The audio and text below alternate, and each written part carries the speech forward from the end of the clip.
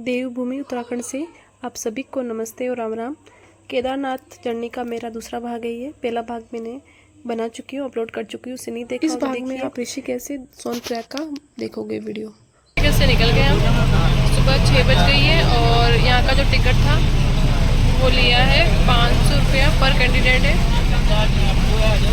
यह है धरा देवी का मंदिर। धरा देवी चारों धाम की रक्षा देवी के रूप में जाना जाती है, क्योंकि ये चारों धामों की रक्षा करती है। ऐसा माना जाता है कि जो भी 4 धाम के यात्रा करना चाहता है सबसे पहले माता रानी के दर्शन करता है, उसके बाद में आगे बढ़ता है। और इनका मंदिर, धरा देवी का मंदिर अलकनंदा नदी के अंदर स्थित है। और इनके बारे में कहा जाता है मात्र 13 साल की उम्र में ही इनकी मृत्यु हो गई थी और इनका मंदिर यहाँ पे ही स्थापित किया गया था। तभी से ही यहाँ पे इनकी पूजा पाठ होती है। सुबह के समय ये एक बालक के रूप में होती है, कन्या के रूप में, दिन में एक जवान किशोरी के रूप में, शाम को एक वृद्धा के रूप में, 3 रूपों में अलग अलग दर्शन देती है माता रानी। यह देवप्रयाग स्थान है जहाँ पर अलकनंदा और भागीरथी दोनों नदियाँ मिलने के बाद गंगा नदी का निर्माण होता है, जो यहाँ से ही गंगा के नाम से जाने जाती है। अगर आपके पास टाइम है तो आप यहाँ पर रुक के स्नान भी कर सकते हो। अगर आप बस से यात्रा करते हो तो आपको ये खूबसूरत नज़ारे दूर से ही देखने को मिल सकते हैं। अगर आप अपनी कार में होते हो तो रुक के नज़ारों को महसूस कर सकते हो, फ़ोटो खिंचवा सकते हो और आराम से टाइम बिता सकते हो। लेकिन हमारे पास इतना टाइम नहीं था और उसके बाद हम यहाँ पहुँच जाते हैं। ये है सोनप्रयाग की पार्किंग, जो आप देख सकते हो फुल थी एकदम।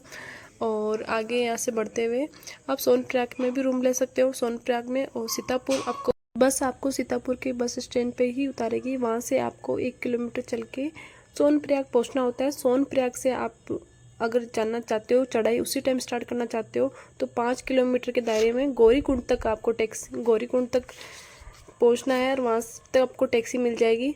50 रुपये शुल्क लेता है वो। लेकिन अगर आप सफ़र करते हो तो वहाँ पे सोनप्रयाग पे रुके, वहाँ रूम लीजिए, रेस्ट कीजिए, सुबह अर्ली मॉर्निंग नहा धो के चढ़ाई स्टार्ट कीजिए। पूरा दिन रहता है आपके पास चढ़ाई करने के लिए, आप रेस्ट भी कर सकते हो।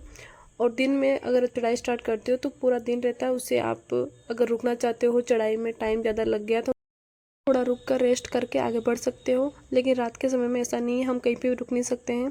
अंधेरा रहता है, कभी भी कुछ हो सकता है, बारिश हो जाए, हम कहाँ कैसे रुके। इसलिए दिन में ही चढ़ाई करना सबसे बेस्ट रहता है। हमने भी सुबह चढ़ाई स्टार्ट की थी और शाम को पहुँच गए थे आरती के समय। नेक्स्ट ब्लॉग, अगर आप 7 से 8 घंटे का सफ़र करके तुरंत चढ़ाई स्टार्ट करते हो तो बीमार होने का और रास्ते में परेशान होना और थकना ज़्यादा हो जाता है, क्योंकि इतना लंबा सफ़र करने के बाद हम जल्दी थक भी जाते हैं। इसलिए मैं वहाँ रेस्ट करो सोनप्रयाग में और सुबह चढ़ाई स्टार्ट कीजिए।